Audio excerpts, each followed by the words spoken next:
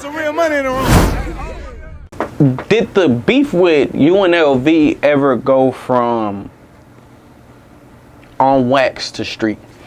Well, it went to streets because me and Yella had a fight. You know what I'm saying? Like, it got to a physical side of fighting. It started a lot of beefs between people in the wards. Like, you know, between the 3rd ward and the 17th ward, it was like, you know, animosity ward, and beef. that's Holly Grove. That's Holly Grove, yeah. So it consists of 3 places in the 17th. You got Holly Grove, you got Gertown, you got Pigeon Town. That's the 3 areas. Just like the Magnolia, you got the projects, the Melf, Mac, and Callio, like, you know what I'm saying, and surrounding areas create the 3rd ward, where we have those areas that create the 17th ward.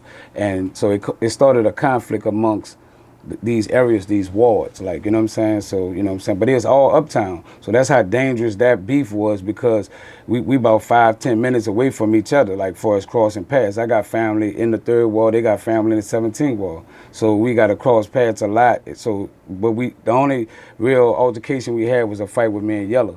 They had a concert, and like, you know, like, it's somewhat the 3rd ward, but somewhat like the 17th, almost like where they meet at. And they had this spot called Mr. B's, and they did a concert in there.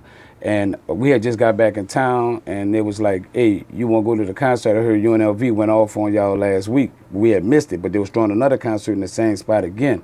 So I was like, nah, I'm going to go. Can't go say, I ain't going to mess with it. I'm tired. We just got back. So I had a roommate. I said, my roommate, one of my best friends, Dejon. I was like, look, we going to go. So we go, and we wound up getting into it in the club. You know what I'm saying?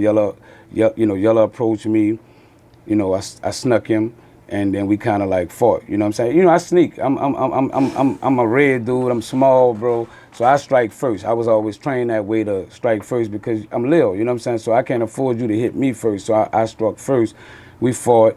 You know, got out of there.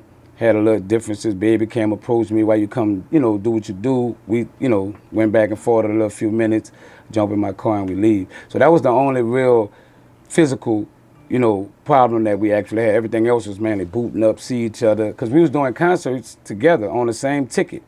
But they had a nice crew of people, we had a nice crew of people, so it's always be like, who gonna make the first move? Nobody really made the first move, so it always would just be like a stare off, or, you know, this tension, but nothing really was happening. Now, other people was having altercations and beefs outside of us. Like, you know, I had caught one of them boys that did, not the rappers, but just people from certain areas. Like, you know what I'm saying? They'll go at it over arguments over who's the best partners of crime, UNLV. So that was kind of going on a lot. People, you know, had to pick sides on. Some people stayed neutral. I like both of y'all, but some people was like, that's my people, so they stood on it, and that's, you know. Right, because UNLV was a legendary group too. Oh yeah, that was dope. That was dope. We actually was fans of those brothers. You know what I'm saying? You know, when that was going down, like, that's why it was so hurtful for them to kind of diss us like out the gate. You know what I'm saying? It was like, damn, like, you know, damn, all right. You know what I'm saying? So that just sparked up something in me to be like, nah, we about to go at these dudes all the way. You know what I'm saying? So yeah, that's how it went. Well, I heard a story. I don't know if this is true. You can confirm it or not. But I guess some situation happened where Lil Ya approached you and asked you if he could wear your chain.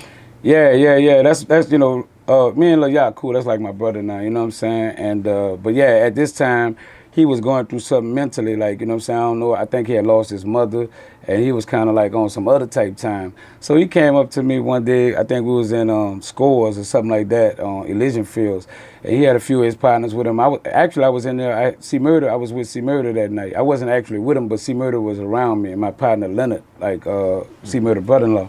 So he come up to me. He said, "Say, bro, he got a boot that just." You know, it's unique. Like, he, you know, put this boot in his mouth. He said, say, bro, let me wear that chain.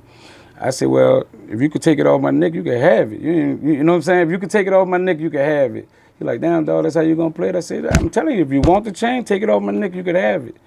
And he just kind of looked at me, gave me a head nod, and walked off. Like, you know what I'm saying? I was like, man, dude, tripping. You know what I'm saying? Now, I told y'all about that, but he said he don't really remember it because he was going through some of the episodes that he used to be going through at the time. Like, you know what I'm saying? Because, you know, y'all be going back and forth to the hospital, like, dealing with some mental issues, like, you know what I'm saying? So everybody was like, that boy crazy, and he be tripping. And so I just took it at that time as it was a trip because he ain't physically put his hands on me or do nothing like that, but, you know, it was what it was. When you say he had a boot in his mouth, like, what do you mean a boot? You know, like, just, you know, how he used to, you know, took his mouth like a certain way where it was like, we got the gangster's boot, like, you know what I'm saying? That's the thing in Louisiana? Like yeah, a they boot? say boot up or shut up. You ever heard a song called Boot Up or Shut Up? Well, they had a song like Boot Up or Shut Up or Get Your Fucking Life Lit Up. I done heard of booting up. Yeah, but booting up is was... like this thing you do with your mouth. I'm not no boot up type nigga, you know what I'm saying? But like y'all got this boot that he put in his mouth that was just, you know, like he sold it, like, you know what I'm saying? So, you know, he'll let you know I'm feeling some kind of way by doing it. Another person that used to have a gangster boot was Soldier Slim. You know what I'm saying? He put a boot in his mouth. Used to be like, damn, he feeling some kind of way. You know what I'm saying? So that was like a little thing at the time. You know what I'm saying? Like, you know, you boot up or you give a nigga a certain look. You know what I'm saying? It was like, oh, dude, booting up at me. Like, he letting me know he got a problem. So that's pretty much what booting up was, showing a nigga that you got a problem with him. Like, you know what I'm saying? Right. Hey, RealToon, it's some real money in the room.